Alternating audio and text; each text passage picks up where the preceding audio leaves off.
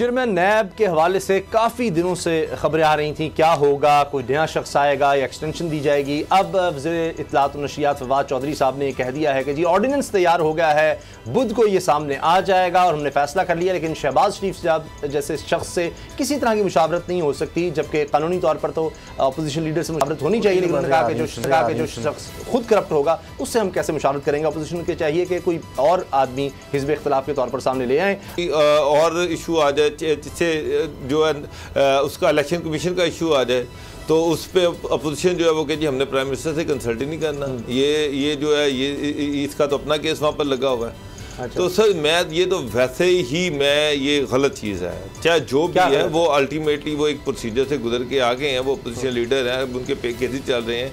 तो अब किसी पे हो सकता है झूठे केस हो, शहबाज शरीफ पे कोई केस जो है साबित तो नहीं हुआ।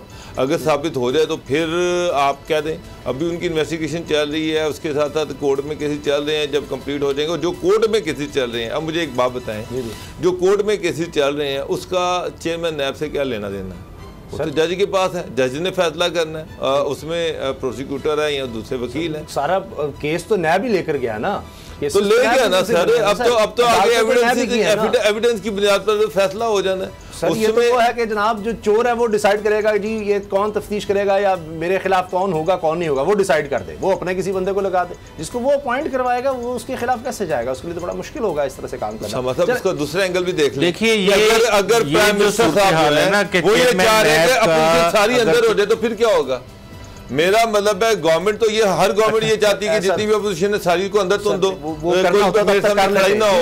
तो अगर गवर्नमेंट जो है इस तरह की लेजिस्लेशन कर रही है फिर यही कर दे कि जनाब सारी अपोजिशन जो है उस पर वो सारी नैब में होगी। नहीं, अब वो अगर कर सकते तो कर देते। इमरान खान साहब तो शुरू में कह रहे थे मेरा बस चलता तो मैं पता नहीं कितने 500 लोगों को अंदर करता, लेकिन वो नहीं हो सका।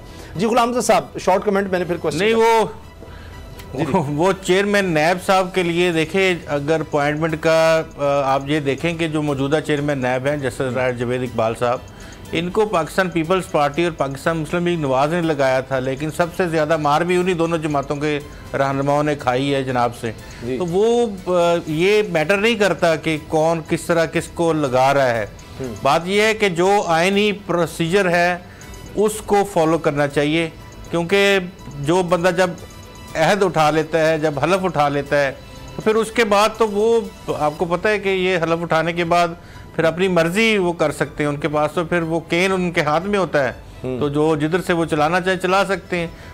उस वक्त तक फॉलो करना चाहिए प्रोसीजर, ये एक तयशुदा अमर है इस मामले में। लेकिन जो जिस तरह आपने कहा कि वो कह रहे थे कि मेरा बस चले तो मैं बहुत कुछ कर दूँ, तो अभी तो बस चल रहा है, बेहतरीन उनका चल रहा है। अभी तो पंडोरा पेपर्स भी आ गए हैं, अपने लोगों को करें अंदर सारों को पकड़ के। अच्छा, अब इसमें बाबर अवान साहब हैं, वज़ीर कानून फ़रोग़ नसीम हैं, शहजाद अकबर हैं। चलो शहजाद अकबर को आप कर भी नहीं अलग, तो फ़रोग़ नसीम साहब, बाबर अवान साहब, इनका बड़ा तजर्बा है और इनकी बड़ी स्टैंडिंग है। कानूनी तौर पर देखा जाए तो ये बेहतरीन मशवरा देने वाले लोग हैं। अब ये इनको गलत मशवरा तो नहीं देना चाहिए। आगे माशी टीम जो है उसने फंसाया इमरान खान साहब। मैं एक जुमला कहना चाहूँगा, शरीफुद्दीन पीरज़ादा साहब भी जो थे, शरीफुद्दीन पीरज़ादा, वो अपने आप को आयन के खालकों में गर्दानते थे, लेकिन वो सीनियर भी मेरे ख्याल में शायद उनसे ज़्यादा सीनियर कोई वो उससे ज़्यादा सीनियरिटी शायद किसी की ना ही हो।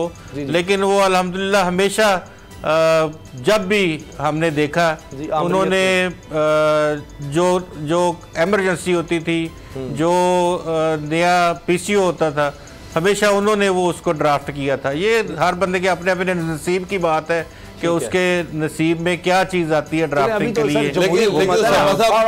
कल मुझे एक बात बताएं, बाबर अवान साहब पे भी नैब के केसेस रहे हैं। सर वो इस्तीफा भी दिया था उन्होंने। जी इस्तीफा दे दिया था, उसके बाद वो उससे निकल के बाहर आए हैं कल, और वो अब नैब पे वो लॉ भी वो ड्राफ्ट कर रहे हैं।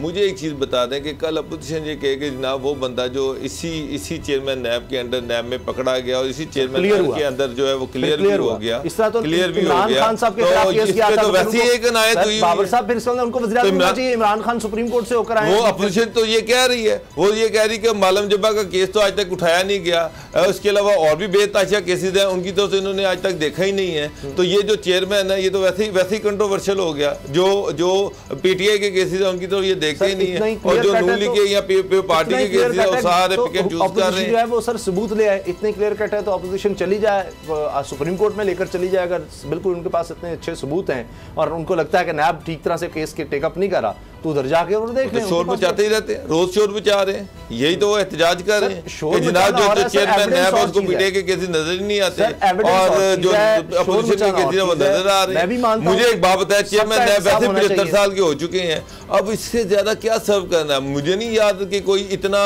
इस उम्र में भी कोई सिविल सर्वेंट होगा जो सर्व कर रहा है।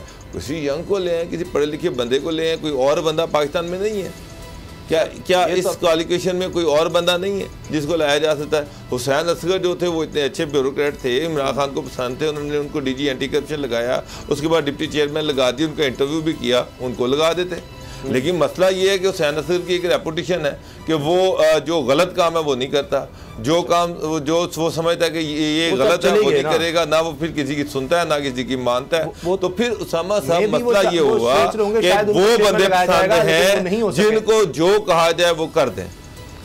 इसका मतलब ये है कि वो बंदे पसंद हैं जिनको जो कहा जाए वो कर दें, जो बंदा जो है वो ना करे वो पसंद नहीं। लेकिन सर बात यह है कि कोई शख्स अगर कारकर्दगी दिखा रहा है हुकूमत की नजर में, उनको है तो ऑर्डिनेंस पे पहले भी लाए गए हैं और अब भी है, तो जिस तरह हुकूमत को क्या उनको लगता है कि भाई रिकवरी हुई है, पहले से काफी ज्यादा सैकड़ों अरब रुपया रिकवर किया है, तो आप देख लेते हैं कि अगर ये मामला अदालत में जाता है जिस तरह गुलाम रसूल साहब ने कहा है तो फिर सुप्रीम कोर्ट इस पर फैसला कर देगी। सब्सक्राइब करें और बेल दबाएं ताकि कोई खबर रह न जाए।